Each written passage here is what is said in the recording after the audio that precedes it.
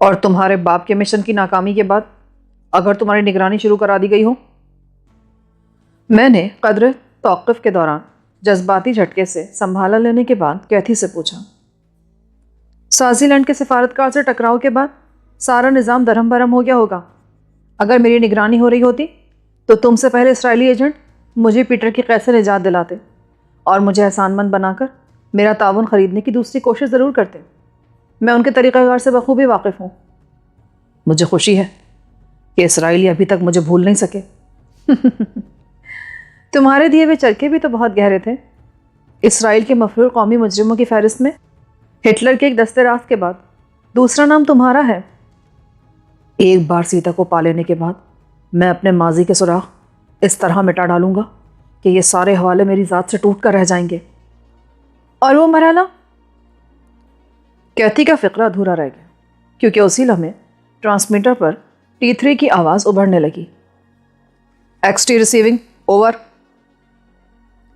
احمد نے سیٹ کا بٹن دبا کر سگنل نشر کیا۔ حالات مخدوش ہیں۔ پہلے لانچ کے عرصے پر سناٹا تھا، لیکن میری نیچی پرواز کے بعد عرصے کی بیشتر روشنیاں بجھا دی گئیں۔ میں نے دور سے تیز روشنی پھینک کر جائزہ لیا تو عرصے پر کم از کم 3 نفوس نظر آئے، جن میں سے کم از کم 2 کے ہاتھوں میں تورمار رائفلیں تھیں۔ اوور۔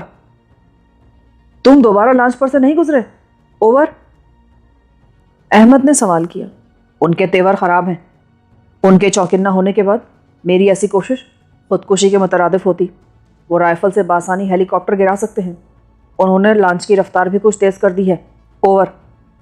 میں بات کرتا ہوں، میں نے احمد کی سوالیہ نظروں کے جواب میں کہا، اور اسے خاموش پاتے ہی میں نے ٹرانسمیٹر سنبھال لیا جو اس وقت بالکل خاموش تھا۔ T3 اوور کہنے کے بعد تحمل کے ساتھ جواب کا منتظر تھا۔ تم ہیلی کاپٹر میں اکیلے ہو؟ اوور۔ تم کون ہو؟ اوور۔ T3 کا لہجہ قدر سخت اور توہین آمیز تھا۔ تم بات کر سکتے ہو۔ بورڈ پر میرے 2 ساتھی بھی موجود ہیں جن پر مجھے پورا اعتماد ہے۔ اوور۔ احمد نے جلدی سے وضاحت پیش کی۔ میں اکیلا ہوں۔ اوور۔ T3 نے جواب دیا۔ اگر تمہارے پاس رسے کی سیڑھی ہو تو میں تمہارے ساتھ شامل ہونا چاہتا ہوں۔ اوور۔ میں نے کہا، سیڑھی بھی ہے اور میرے جہاز میں خودکار گن بھی نصب ہے جو ایک وسیع رینج میں حرکت کر سکتی ہے، لیکن تم کرنا کیا چاہتے ہو؟ اوور۔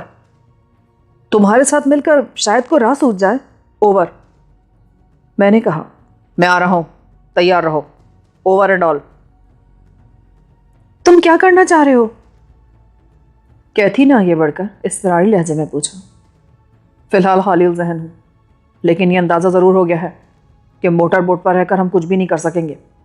فضا سے شاید کو مؤثر کارروائی ممکن ہو۔ کیتھی نے احمد کی موجودگی کی پرواہ کیے بغیر میری پیشانی چوم لی۔ تم پر دیوانگی طاری ہو رہی ہے۔ ایسا نہ ہو کہ عجلت میں خود کو خطرے میں ڈال لو۔ خطرات مرد کی زندگی کی شان بڑھاتے ہیں کیتھی۔ اگر سیتا اس وقت ہاتھ نہ آ سکی تو شاید میں طویل مدت تک اس کے لیے بھٹکتا رہ جاؤں گا۔ میں پھر یاد دلا رہا ہوں کہ کہیں وہ ٹرالر میں ہی پھنسی نہ رہ گئی ہو۔ احمد کی تادیبی آواز ابھری جو اس مرحلے پر مجھے خاصی ناگوار گزری۔ ٹرالر واپسی میں بھی وہیں پر ملے گا، لیکن یہ لانچ دوبارہ ہاتھ نہیں آ سکے گی۔ لائف جیکٹ درست کرنے کے بعد میں نے تیزی سے بارودی اسلحے کا بار اپنے شانوں اور جیبوں میں منتقل کرنا شروع کر دیا۔ اسٹین گن، اس کے فاضل راؤنڈز، 3 اقسام کے 5 دستی بم اور ایک پستول لے کر میں موٹر بوٹ کے کیبن سے باہر نکلا تو ہیلی کاپٹر سطح سمندر سے بمشکل 20 فٹ اوپر پرواز کرتا تیزی سے ہماری طرف آ رہا تھا۔ اس کے نچلے حصے میں روشن سرچ لائٹ نے سمندر کا وسیع حصہ دور تک منور کیا ہوا تھا۔ ہیلی کاپٹر کے پائلٹ نے ہماری موٹر بوٹ کو دور سے دیکھتے ہی رسی کی سیڑھی نیچے لٹکانی شروع کر دی، اور جب ہیلی کاپٹر ہماری موٹر بوٹ پر آیا تو اس کی پنکھڑیوں سے پیدا ہونے والے شدید دباؤ کے باعث نہ صرف رسی کی سیڑھی بے تحاشا فضا میں جھول رہی تھی، بلکہ میرے لیے بھی بوٹ پر قدم جمائے رکھنا دشوار ہو رہا تھا۔ کوئی حماقت نہ کر گزرنا۔ بوٹ اور ہیلی کاپٹر کے انجنوں کے شور میں مجھے اپنے کان کے قریب ایک بھرائی ہوئی نسوانی منمناہٹ سنائی دی تو میں چونک پڑا۔ ہیلی کاپٹر سے پڑنے والی روشنی میں کیتھی کے رخساروں پر ڈھلکتے ہوئے شفاف موتی ہیروں کی طرح چمک رہے تھے۔ تم فکر نہ کرو کیتھی، خدا کرے سیتا لانچ پر ہو اور زندہ سلامت تمہیں مل جائے۔ مگر یہ یاد رکھنا کہ میں بھی تم کو ٹوٹ کر چاہنے لگی ہوں۔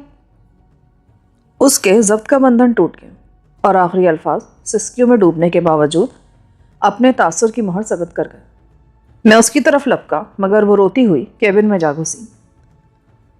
پھر جو ہی ہوا کے جھکڑوں میں جھولتی ہوئی رسی کی سیڑھی قریب آئی، میں نے لپک کر اسے تھام لیا اور ہوا کے طوفانی تھپیڑوں میں تیزی سے اوپر چڑھنے لگا۔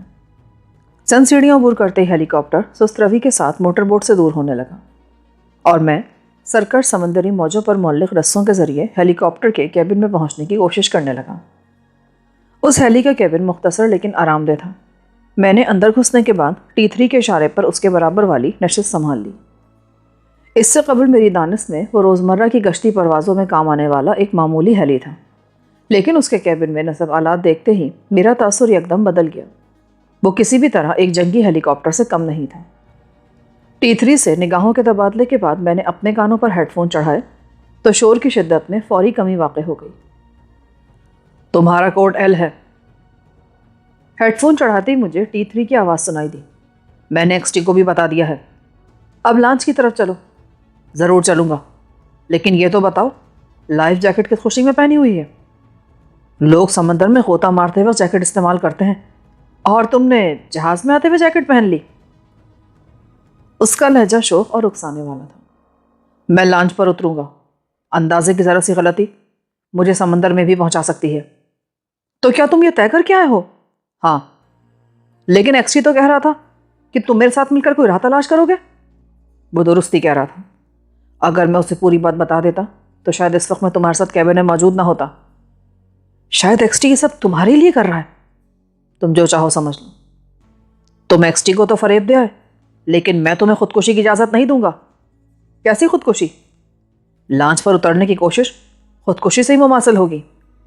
میں عقل سے بالکل ہی پیدل نہیں ہوں میرے دوست، جانتا ہوں، لیکن جہاں عورت کا معاملہ ہو مرد بڑی سے بڑی حماقت کر گزرتا ہے، بشرطے کہ وہ عورت محبوبہ ہو۔ وہ مجھ سے نگاہیں چار کر کے ہنس پڑا۔ اور میں جس عورت کے فراق میں ہوں وہ میری محبوبہ اور معشوقہ ہونے کے ساتھ ہی میری بیوی بھی ہے۔ بیوی؟ تم اپنی بیوی کے لیے اس قدر پریشان اور حیران ہو؟ وہ میری اکلوتی بیوی ہے اور میں اسے والہانہ چاہتا ہوں۔ تم اپنی مدافعت میں جو جی چاہے کہہ لو، لیکن اجازت ہو تو میں بھی اپنے مسلک کا ایک رمز بیان کر ڈالوں۔ کیا کہنا چاہتے ہو؟ میری دانست میں بیویوں کی تعداد کسی بھی شخص کی مالی حیثیت کے مطابق ہوا کرتی ہے۔ اگر تم ایک ہی عورت کے پیچھے اپنی جان پر ہولناک ستم اٹھانے پر تلے ہو تو میں تم سے محض ہمدردی ہی کر سکتا ہوں۔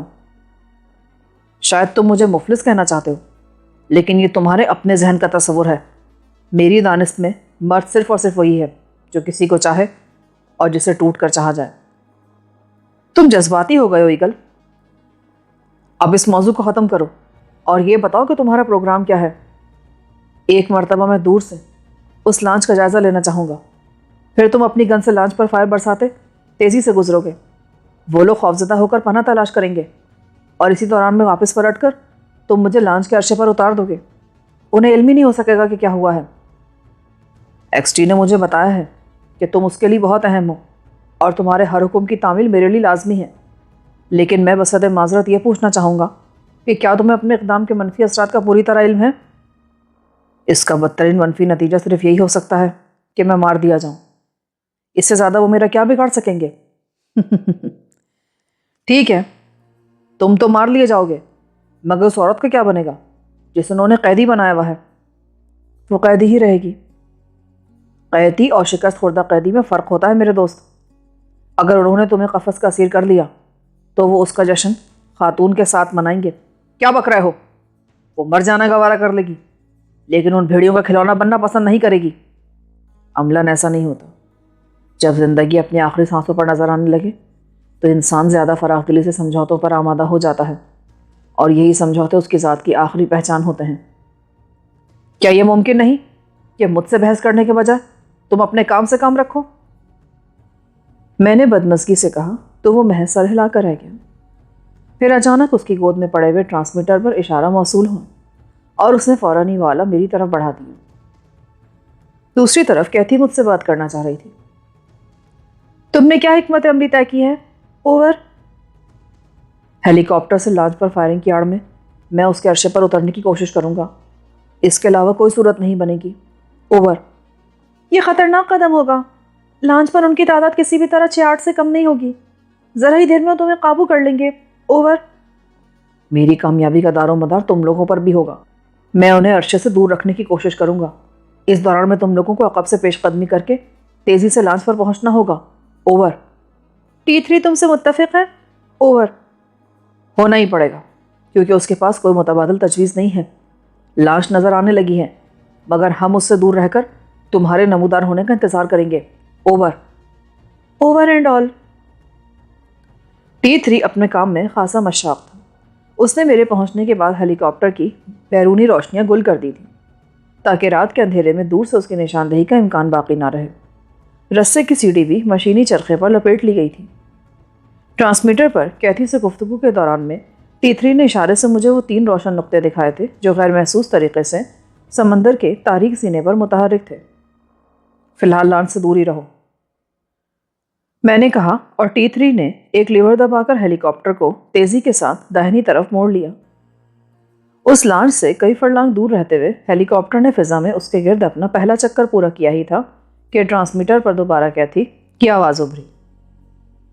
ان لوگوں نے اپنی موٹر بوٹ کی تمام روشنیاں گل کر کے اندھیرے میں سفر جاری رکھنے کا فیصلہ کیا تھا اور سمندر میں اتنے آگے بڑھائے تھے کہ لانچ کی 3 روشنیاں انہیں نظر آنے لگی تھیں مگر وہ اسے پہچاننے سے قاصر تھے۔ احمد کے استفسار پر T3 نے انہیں بتایا کہ وہی روشنیاں لانچ کی نشاندہی کر رہی تھیں۔ پھر وہ انہیں لانچ کے عقب میں پہنچنے کے لیے سمتوں کے بارے میں ہدایات دینے لگا جو میری فہم سے بالا تر تھیں۔ فضا میں بے مقصد وقت گزاری کرتے ہوئے ایک بار ہیلی کاپٹر موٹر بوٹ پر سے گزرا جو سمندر کے سیاہ سینے پر ایک سیاہ دھبے ہی کی طرح ایک ہی جگہ لرزتی محسوس ہوئی۔ اب ہمیں ابتدا کر دینی چاہیے، تاخیر نقصان دہ ہو سکتی ہے، میں نے فاصلوں کا اندازہ لگاتے ہوئے T3 سے کہا۔ مجھے ایندھن کی بھی فکر ہے، ساری کارروائی 25 منٹ میں مکمل نہ ہوئی تو مجھے اپنے مستقبل کی طرف لوٹنا ہوگا۔ مجھے اتار کر تمہارا کام ختم ہو جائے گا لیکن انہیں خوفزدہ کرنے کے لیے تمہارا فضا میں منڈلاتے رہنا ضروری ہے۔ میں 25 منٹ سے زیادہ رکنے کا خطرہ مول نہیں لوں گا، اگر واپسی میں ایندھن کی کمی کی وجہ سے کوئی دشواری پیش آئی تو میرا اس تنہا پرواز کا راز برقرار رکھنا دشوار ہو جائے گا اور میں پریشانی کا شکار ہو جاؤں گا۔ لیکن عرصے پر پہنچنے کے بعد میرا نہ تم سے کوئی رابطہ رہے گا اور نہ بورڈ سے۔ تم میرا JB ٹرانسمیٹر لے لو، تمہارا XT سے رابطہ قائم رکھنا ضروری ہے، اپنا کام میں خود سنبھال لوں گا۔ یہ بہتر ہے، کامیابی کی صورت میں عرصے پر اپنا رومال جلا کر سمندر کی طرف اچھال دوں گا، میں سگنل کا منتظر رہوں گا۔ اس نے عجلت میں احمد کو اپنے اس نئے انتظام سے باخبر کیا اور پھر ہیلی کاپٹر کسی خونخوار پرندے کی طرح تیزی سے لانچ کی طرف بڑھنے لگا۔ T3 آگے بڑھنے کے ساتھ ہی ہیلی کاپٹر کو بتدریج نیچے بھی لاتا جا رہا تھا۔ اس نے ساری روشنیاں ضرور گل کی ہوئی تھیں لیکن اسے یہ خدشہ بھی تھا کہ کہیں انجن اور پنکھڑیوں کا تیز شور لانچ والوں کو کسی پیش قدمی کا موقع فراہم نہ کر دے۔ اس نے دور ہی سے ایک لیور کو دبایا اور اندھیری رات کا سکون گن کے ہولناک فائر سے بکھر کر رہ گیا۔ ہر فائر کے ساتھ ہیلی کاپٹر میں جھٹکے محسوس ہو رہے تھے جو گن کی طاقت کے مظہر تھے۔ ہیلی گولیوں کی بوچھاڑ برساتا ہوا لانچ پر سے گزرتا چلا گیا۔ میں نے دوربین سے لانچ کے عرصے کا جائزہ لینے کی بہتری کوشش کی لیکن کچھ بھی نہ دیکھ سکا۔ T3 اس قدر مشاق ہوا باز تھا کہ میں اس کی مہارت پر دنگ رہ گیا۔ لانچ پر سے گولیاں برساتے ہوئے گزرنے کے بعد وہ ناقابل یقین زاویے سے اتنی پھرتی کے ساتھ واپس لوٹا تھا کہ تقریباً اگلے ہی لمحے لانچ دوبارہ فائرنگ کی زد میں تھی اور اس بار نیچے سے ایک دردناک انسانی چیخ بھی سنائی دی۔ تاریک کیبن کے کنٹرول پینل پر جلنے والے ننھے ننھے سرخ اور سبز نقطوں کے آسیبی انعکاس میں نے T3 کی نگاہوں کا اشارہ دیکھا اور ہیڈ فون اتار کر سیٹ چھوڑ دی۔ فی امان اللہ۔ ہیڈ فون میں T3 کا آخری فقرہ سن کر میں کوئی جواب نہ دے سکا۔ اس وقت میں نہ جانے دل گرفتار تھا یا کیا بات تھی کہ میں ذہنی طور پر خود کو قطعی شل محسوس کر رہا تھا۔ نشستوں سے ذرا پیچھے کیبن کی نچلی کھڑکی کھلی ہوئی تھی اور اس وقت T3 نے لانچ پر سے گزرنے کے بعد فائر بند کیا تھا۔ میں نے مشینی چرخے سے لپٹے ہوئے رسے کا آخری سرا تھام کر تاریک فضا میں چھلانگ لگا دی اور متحرک ہیلی کے نیچے فضا میں جھولنے لگا۔ حسب سابق ہیلی تیزی سے واپس ہوا، گن دوبارہ چلنے لگی اور اس بار ہیلی لانچ کے عرصے پر معلق ہو کر رہ گیا۔ مشینی چرخہ حرکت میں آیا اور رسے کی سیڑھی کھلنے لگی، لیکن عرشے سے میری بلندی اس قدر کم تھی کہ میں صبر نہ کر سکا اور رسہ چھوڑ دیا۔ میرے قدم عرشے سے لگنے سے پہلے کسی جانب سے ایک رائفل چلی، لیکن مجھے یا ہیلی کو نقصان پہنچائے بغیر گولی فضا میں کہیں بھٹک گئی۔ T3 کو میری جلد بازی کا علم نہیں تھا، لہٰذا اس نے سیڑھی عرشے تک لٹکائی، پل بھر توقف کیا، پھر ہیلی اچانک ہی اوپر اٹھتا چلا گیا۔ اس وقت لانچ کے تاریک عرشے پر میں بہت مخدوش حالت میں تھا۔ میں نے سب سے پہلے دوڑ کر اس پلیٹ فارم کی آڑ لی جس پر لائف بوٹ موجود تھی، اور اسی کے ساتھ اسٹین گن شانے سے اتار لی۔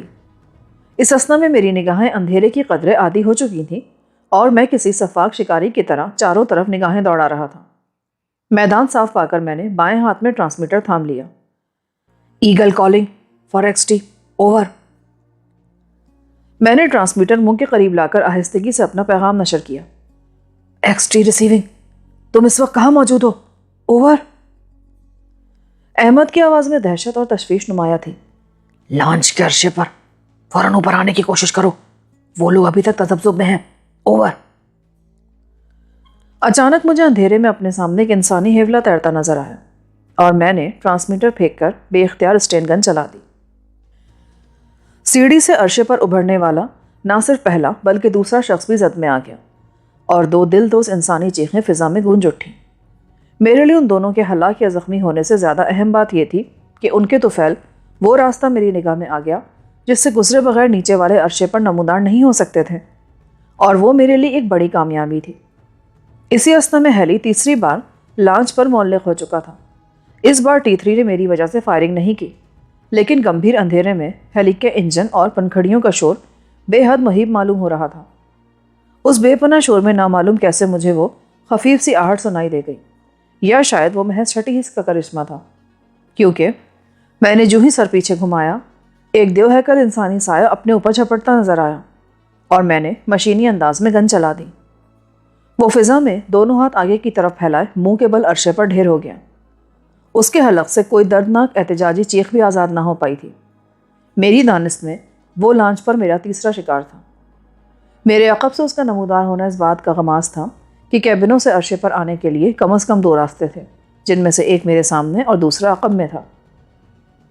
اسٹین گن شانے سے لٹکا کر میں نے خودکار پستول ہاتھ میں تھاما اور اس راستے کی طرف ہو لیا جو عقب میں تھا۔ نیچے جانے والی ان سیڑھیوں کے قریب ایک شخص عرشے پر لڑکا ہوا تھا اور دوسرا 3-4 قدم نیچے سیڑھیوں پر بے طرح پڑا تھا۔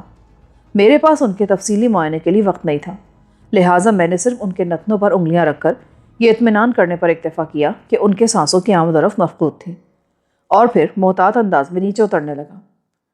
زینوں کے اختتام پر سناٹا اور اندھیرا تھا۔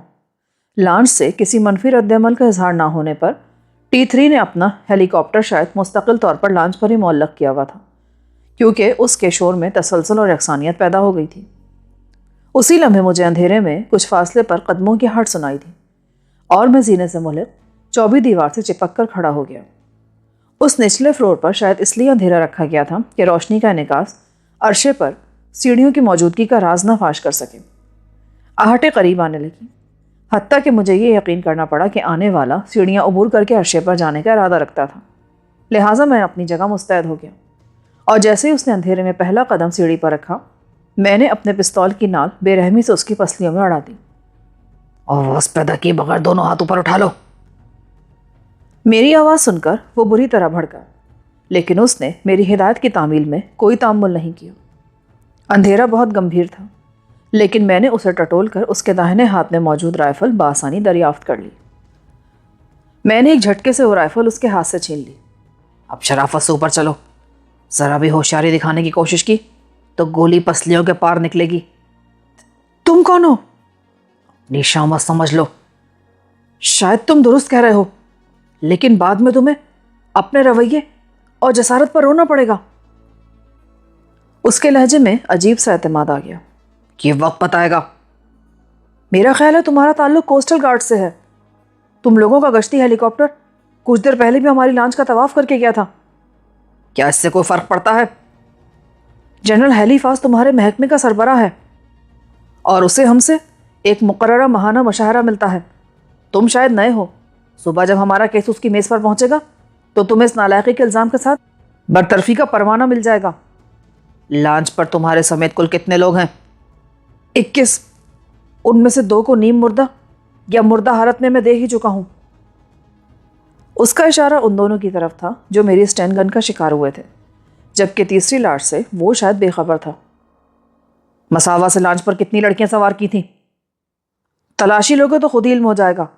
ہمارے معاملات میں دخل اندازی تمہیں مہنگی پڑے گی۔ مجھے تبصرہ نہیں، جواب چاہیے۔ ایسا نہ ہو کہ لاشوں کی فہرست میں تمہارا نام بھی شامل ہو۔ جنرل، اس نے کچھ کہنا چاہا لیکن میں نے اسے موٹی سی گالی دے کر خاموش کرا دیا۔ اس سے اپنے ناجائز مراسم کا حوالہ نہ دو، ورنہ میں باز پرس کے بغیر تمہیں گولی مار کر سمندر میں پھینک دوں گا۔ میرا لہجہ اتنا سرسری تھا کہ وہ واقعی بوکھلا گیا۔ تمہیں لڑکیوں سے کیا دلچسپی ہے؟ سوالات کرنے کے بجائے جواب دو، الو کے پٹھے۔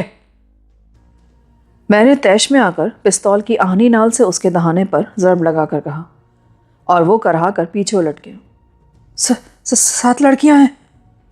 سب شابان کے ٹرالر پر لائی گئی تھی؟ نہیں، 4 اس سے پہلے لائی گئی۔ اسی وقت ٹرانسمیٹر پر اشارہ موصول ہوا، ایگل ریسیونگ، اوور۔ میں نے شکار کو اپنی نگاہوں میں رکھتے ہوئے احمد کے پیغام کا جواب دیا۔ ہم دونوں عرصے پر آ چکے ہیں، تم کدھر ہو؟ اوور۔ احمد کی آواز سرگوشیانہ تھی۔ عرصے کے تقریباً وسط میں نیچے جانے والے زینوں کے پاس ایک قیدی کے سمیت موجود ہوں۔ ہم آ رہے ہیں، اوور اینڈ آل۔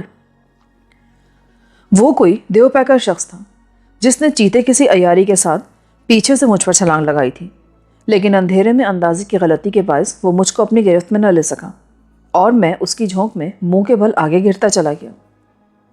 مگر سامنے میرا قیدی موجود تھا، اسے مجھ سے بدلہ لینے کا سنہری موقع مل گیا، لہٰذا اس نے پیچھے ہٹ کر میرے چہرے پر بھرپور ٹھوکر مارنی چاہی، جس نے بہک کر میرا بایاں شانہ ادھر ڈالا۔ میرے لیے وہ صورتحال یک بہ یک خطرناک رخ اختیار کر گئی تھی۔ اسٹین گن گرنے کے باوجود میرے کندھے سے جھول رہی تھی، اور پستول پر بھی میں نے اپنی گرفت مضبوط رکھی تھی۔ نیچے سے اٹھتے ہوئے جو ہی مجھے ایک تاریک ہیولا اپنے اوپر آتا نظر آیا، میں نے بے دریغ فائر کر دیا، اور بڑھنے والا ایک کریہ چیخ کے ساتھ نیچے ڈھیر ہو گیا۔ سامنے والا میرے وار کا شکار ہو گیا، لیکن عقب سے حملہ آور ہونے والے نے مجھے سنبھلنے کا موقع دیے بغیر اپنے مضبوط بازوؤں میں دبوچ لیا۔ وہ شاید غیر مسلح تھا، ورنہ اس خطرناک صورتحال سے عہدہ برآں ہونے کے لیے زور بازو کے بجائے اسلحے کے استعمال کو ہی ترجیح دیتا۔ وہ اندھیرے کے باوجود میرے داہنے ہاتھ میں دبا ہوا پستول دیکھ چکا تھا، اور اس کی پوری کوشش تھی کہ مجھے غیر مسلح کر دے، جبکہ میرے لیے بدن پر چڑھی ہوئی لائف جیکٹ ایک بوجھ بن کر رہ گئی تھی۔ پھر اچانک ہی لہروں کے شور میں بیک وقت کئی رائفلوں کا شور بھی شامل ہو گیا، جس کے جواب میں اسٹین گن بھی گرجنے لگی۔ فائرنگ کے اس تبادلے نے میرے حریف کو پریشانی میں ڈال دیا۔ اسی وقت T3 نے ایک اہم اقدام کیا اور بلندی سے قدرے نیچے آ کر لانچ کے قریب سمندر پر گولیاں برساتا ہوا تیزی سے ایک طرف چلا گیا۔ میرے لیے وہ قلیل سی مہلت بہت کافی تھی۔ اس دوران میں مجھے نہ صرف اپنے مقابل کی گرفت سے آزاد ہونے کا موقع مل گیا، بلکہ میں نے اس کے سینے میں 2 گولیاں بھی اتار دیں۔ اس کا فتنہ ختم کرتے ہی میں نے پستول جیب میں ڈال کر اسٹین گن سنبھال لی اور ہاتھ سے گرا ہوا ٹرانسمیٹر تلاش کرنے لگا۔ تھوڑی سی کوشش کے بعد ٹرانسمیٹر مل تو گیا، لیکن گرنے کے بعد اس کے حساس آلات ناکارہ ہو کر رہ گئے تھے۔ رائفلوں اور اسٹین گنوں کے شور میں خاصا تسلسل پیدا ہو چکا تھا، لیکن دونوں فریق ایک دوسرے کو کوئی نقصان پہنچانے میں ناکام رہے تھے۔ پھٹکی ہوئی اکا دکا گولیاں میرے اطراف سے بھی گزر رہی تھیں، جن سے مجھے زخم پہنچنے کا احتمال تھا۔ میں نے سینے کے بل فرش پر لیٹ کر فائرنگ کی آوازوں پر کان جما دیے تاکہ فریقین کی پوزیشن کا تعین کر سکوں۔ چند لمحوں بعد مجھے اندازہ ہو گیا کہ رائفل بردار مجھ سے آگے تھے اور اسٹین گن چلانے والے عرصے کے آخری سرے پر۔ ان سے جا ملنے کے لیے مجھے رائفل والوں کے قریب سے ہو کر گزرنا پڑتا۔ صورتحال تیزی سے بگڑ رہی تھی اور میرے لیے احمد اور کیتھی سے ملنا بے حد ضروری تھا۔ میں چند لمحوں تک اندھیرے میں نگاہیں جمائے رائفل والوں کی پوزیشن کا تعین کرتا رہا۔ پھر فائر کی روشنی نے مجھ پر ان کی جائے پناہ بالکل واضح کر دی۔ میرا اگلا قدم بہت عجلت میں اٹھا تھا۔ ان سے کچھ بعید نہ تھا کہ وہ اپنی پوزیشن بدل لیتے، لہٰذا میں نے اپنی جیب سے دھوئیں کا ایک چھوٹا سا بم نکال کر ان لوگوں کی طرف اچھال دیا۔ وہ بم قدرے توقف کے بعد پھٹا اور اپنے قرب و جوار کی فضا کو کثیف کالے دھوئیں میں لپیٹ لیا۔ میں سینے اور کوہنیوں کے بل بہت تیزی سے آگے سرکنے لگا۔ دھوئیں کی چادر میں سے کئی افراد کے بری طرح کھانسنے اور بے تحاشا گالیاں بکنے کی آواز آ رہی تھی۔ گو میرے سینے کو لائف جیکٹ کا تحفظ حاصل تھا، لیکن آگے گھسٹنے میں کوہنیوں پر خاصا زور پڑ رہا تھا جو میں خاموشی سے برداشت کرتا رہا۔ دھوئیں کے بادل کے قریب سے گزرتے ہوئے میں نے اس طرف اندھا دھند اسٹین گن کا ایک ہلکا سا راؤنڈ چلا دیا، جس کے جواب میں 2 بے ساختہ انسانی چیخیں بلند ہوئیں، جن میں سے ایک میں یقیناً موت کا کرب نمایاں تھا۔ کون ہے؟ اچانک کچھ دور سے کڑکدار آواز گونجی، جس کی شناخت میرے لیے دشوار نہیں تھی۔ ایگل! میں نے احمد کی آواز پہچان کر اونچے لہجے میں کہا، سیدھے چلے آؤ۔ شاید دھوئیں کے سیاہ پس منظر میں وہ میرے متحرک ہیولے کو واضح طور پر دیکھ رہے تھے، جبکہ میں آواز سننے کے باوجود اسے دیکھنے سے قاصر تھا۔ وہ دونوں تیل کے پیپوں کے عقب میں موجود تھے۔ خدا کا شکر ہے کہ تم ہم سے آن ملے۔ گولیاں چلاتے ہوئے ہم تمہاری طرف سے بہت متفکر تھے۔ T3 سے بھی کوئی رابطہ نہیں۔ تمہاری ٹرانسمیٹر کو کیا ہوا؟ میں مسلسل کوشش کر رہی تھی۔ وہ ناکارہ ہو گیا ہے۔ وہ لوگ اس وقت حواس باختہ ہیں۔ پیش قدمی کی فکر کرو۔ اگر ان کے اوسان بحال ہو گئے تو محض اسلحے کے بل پر ہم انہیں قابو نہیں کر سکیں گے۔ ان کے پاس لانچ پر اسلحے کا وافر ذخیرہ ہوگا۔ جب تک T3 فضا میں ان کے سروں پر منڈلاتا رہا ہے، دہشت سے ان کی عقلیں معاف رہیں گی۔ انہیں اتنا بودا مت سمجھو۔ انہوں نے خطرہ بھانپتے ہی پوری لانچ پر اندھیرا کر دیا تھا، اور T3 بھی زیادہ دیر رک نہیں سکے گا۔ اس کے پاس صرف 25 منٹ کا ایندھن باقی رہ گیا تھا، جس میں سے اب تک 3-4 منٹ گزر چکے ہیں۔ اپنا وقت پورا ہوتے ہی وہ لوٹ جائے گا۔ یک بہ یک لانچ کا پورا عرصہ تیز روشنی میں نہا گیا۔ T3 نے کافی بلندی سے لانچ پر سرچ لائٹ کی تیز روشنی ڈالی تھی، اور محض چند ثانیوں بعد ہی وہ روشنی معدوم ہو گئی۔ اس مارکے میں T3 کی وہ حرکت سخت نقصان دہ ہو سکتی تھی، لیکن غنیمت یہ تھا کہ اس وقت ہم تینوں محفوظ مورچے میں تھے، اور چند لمحوں کی اس روشنی نے ہمیں پورے عرصے کا منظر دکھا دیا تھا۔ اس وقت پورے عرصے پر کل 3 نفوس متحرک نظر آئے تھے، جنہوں نے روشنی ہوتے ہی خود کو آڑ میں چھپانے کی کوشش کی تھی۔ اس مشاہدے پر میرا اور احمد کا رد عمل یکساں تھا۔ ہم دونوں نے ہی بیک وقت اپنی اپنی گن چلا دی، اور سمندر کا پرہول اندھیرا ایک اور چیخ سے لرز اٹھا۔ اس حملے نے شاید ان کے پیر اکھاڑ دیے، کیونکہ تاریک عرصہ دوڑتے ہوئے قدموں کی دھمک سے گونج اٹھا، اور پھر اس سے پیشتر کہ ہم لوگ کچھ سمجھ پاتے، یکے بعد دیگرے بائیں پہلو سے پرشور چھپاکوں کی 3 آوازیں آئیں، جن سے یہ واضح ہو گیا کہ وہ لوگ سمندر میں کود چکے تھے۔ میں نے محض اندازہ لگانے کے لیے ایک برسٹ مزید مارا، اور اس کی بازگشت لہروں کے شور میں دور تک گونجتی چلی گئی۔ اس طرف سے کوئی جواب نہ پا کر ہم نے اپنی جگہ چھوڑنے کا فیصلہ کر لیا۔ کیتھی اٹھ کر آگے بڑھی تو اس کی چال میں لڑکھڑاہٹ تھی۔ کیا ہوا تم کو؟